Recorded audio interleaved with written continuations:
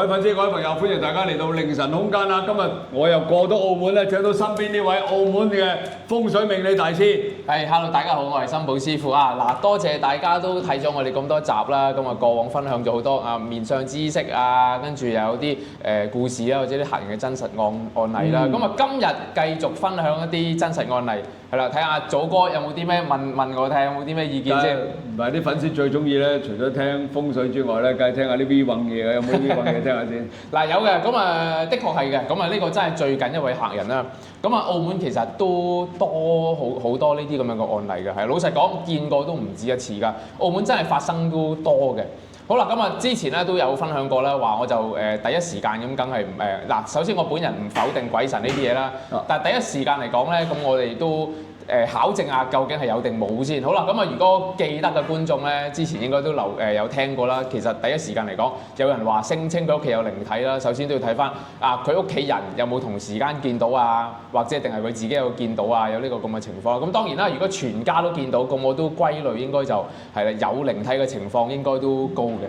即係佢求助係有呢個有靈體嘅問題，我求助直情係因為有靈體嘅問題，係啦，咁啊都揾過唔同嘅師傅，係啦，咁啊其實都得唔到一個有效嘅方法，係啦，都有人上門幫佢拜神啦，請咗啲阿姨啦，咁其實都係搞唔掂嘅，咁其實都有原因嘅，咁佢咧嗱大家都知道啦，澳門有好多啲唐樓嘅，係啦，因為澳門好多啲舊區咁佢冇辦法拆卸嘅，50-60年嘅大把，多㗎，澳門嚟講係啦，譬如乜嘢咧油漢啦，或者可能喺嗰個下環街啦、沙梨頭啦，咁佢係佈滿咗好多個唐樓啦、舊式嘅唐樓、三盞燈呢啲咁啦。但係最典型嘅澳門反而會比較，而家唔係淨係講唐樓嘅問題啊。咁澳門好多啲唐樓咧，我哋叫做歸類，叫做陰地啊。咩意思咧？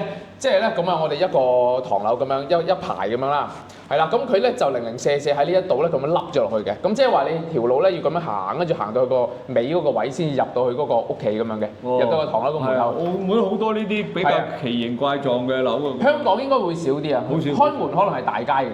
澳門好多就可能開門咧，跟住大家有去澳門都知啊，可能泊晒電單車門口，跟住入邊咧有啲好似做10年都做唔生嘅鋪頭。有啲咁樣入咗個巷，跟住轉入去，係啦，再要上咁樣好奇怪㗎。係啦，嗰啲我哋叫陰地屋。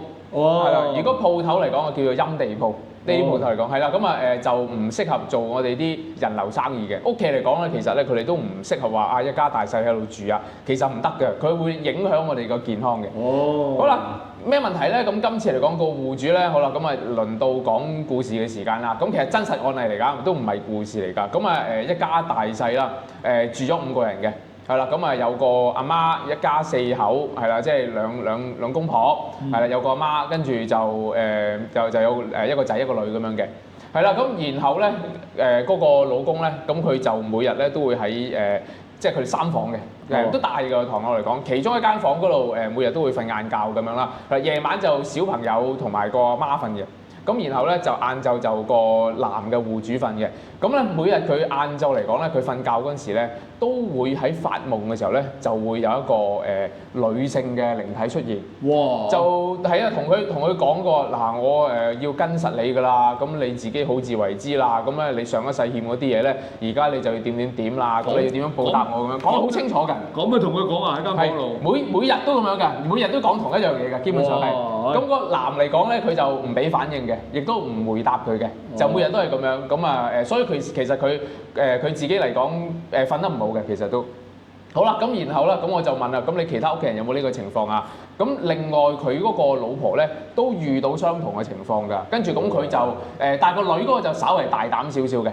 佢就同嗰個靈體談判，佢就喂你即係其實不如算數啦，我哋喺度又冇搞你，又乜都冇做，咁你不如你想點樣？你要我哋點樣幫你咧？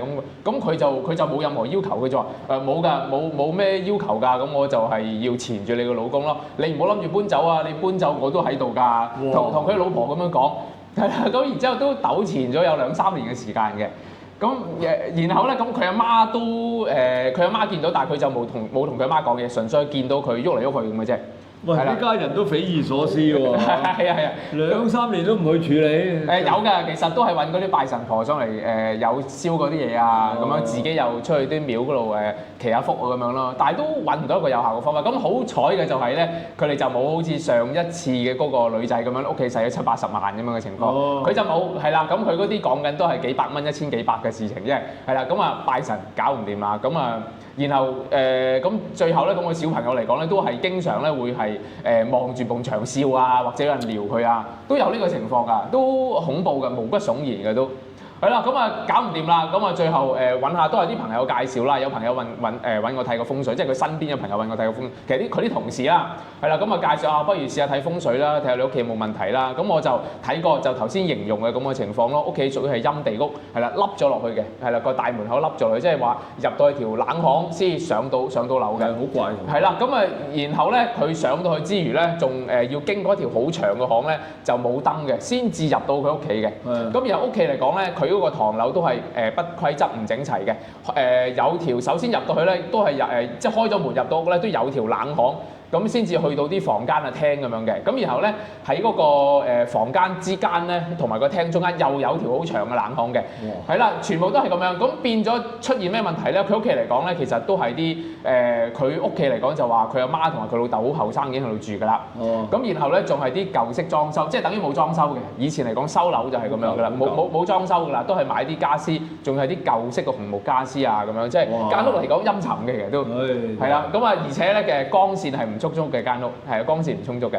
好啦，咁啊，然後咁點樣搞咧？咁其實咧，首先咧，我就睇咗佢嘅風水咧，發現咧，原來佢屋企咧嗰個病位咧，其實係叫做五鬼啊，我哋叫做就開咗喺個門口側邊嘅。咁然後咧，第一嚟講咧，佢影響到屋企嚟講比較容易聚陰啦。係啦，第二咧，我發覺佢好多啲屋企好多啲冷巷同埋門口啊，嗰啲地方咧，其實佢個光線係完全唔掂嘅。因為首先佢屋企嚟講相對係比較封閉，係啦，都係望內園景啦，佢就冇乜話啲直線嘅陽光嘅，係啦，屋企嚟講本身都唔得嘅。係啦，咁啊，即係嗰個光線嚟講係完全唔掂嘅。咁其實咧，咁呢個客戶嚟講咧，好彩佢就本身唔係話使好多錢搞呢啲嘢啫。好啦，咁啊，之前就話有個女仔咧，上一次嗰個集咧就講我使咗70-80萬啦。咁今次冇咁使咁多錢嘅，係啦，我就幫佢大概係除咗我個風水費用之外啦，咁其實佢就用咗300蚊就處理咗件事啦。300蚊？係啦，300蚊。咁佢做咗啲乜嘢咧？首先啦，都要化解佢一啲地方嘅，譬如化解咗佢個五鬼嘅病位啦，係啦，買咗一啲器物去化解啦。咁我自己嚟講，亦都有啲嘢即係額外嘅嘢，亦都係幫咗佢去做啦，係啦，或俾咗一啲額外嘅物品咁佢去做個化解啦。另外，咁啊300蚊用咗去邊咧？300蚊嚟講就用咗原來咧佢屋企嚟講咧，其實加翻啲 LED 嘅長明嘅燈光喺門口嗰度啦，跟住同埋啲冷巷，係啦，同埋所有嘅冷巷，我哋就令到佢唔好招陰。令到佢即係大家如果即係信呢方面嘅嘢咧，就知道啦。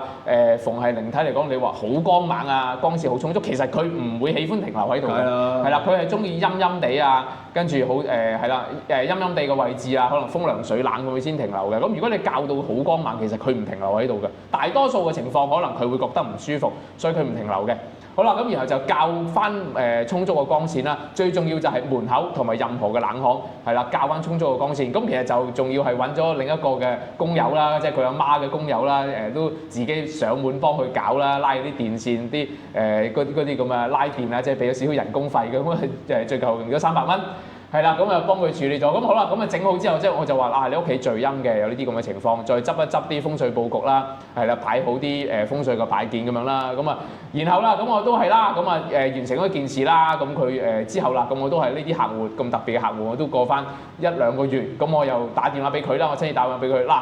屋企嚟講有冇事啊？最近工作都順唔順利啊？咁樣咁佢同我講OK 啊，最近咧都調咗去另一個部門，係啦，個部門嚟講都相對輕鬆，而且都加咗少少人工，即係工作還 OK 啦。咁嗰個靈體有冇纏繞住你？佢話都冇喎，其實然後第2日已經唔再存在啦。點解咁奇怪咧？係啊，咁其實個靈體我相信本身係存在嘅。嗱，佢屋企嚟講咧就應該冇發生過兇案嘅。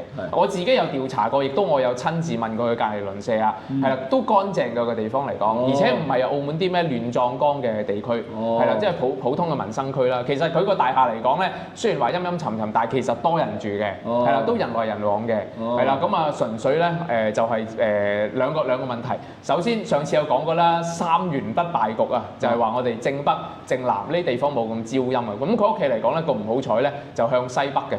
係啦，咁啊首先嚟講就大門向西北，再加上屋企冇任何嘅外來嘅光線，然後咧有好多啲冷巷啊、門口啊、燈光係完全唔掂嘅，係啦，再加上佢屋企一家人嚟講咧，其實本身都傾向有少少招陰嘅體質嘅，係啦，咁啊各種嘅原因加埋咧就造成咗呢個咁嘅情況。招陰呢樣嘢其實呢個體質啊仲有遺傳嘅，想講，係啦，即係個老豆有個仔都會有㗎，所以其實解釋咗點解一家人都見到啦。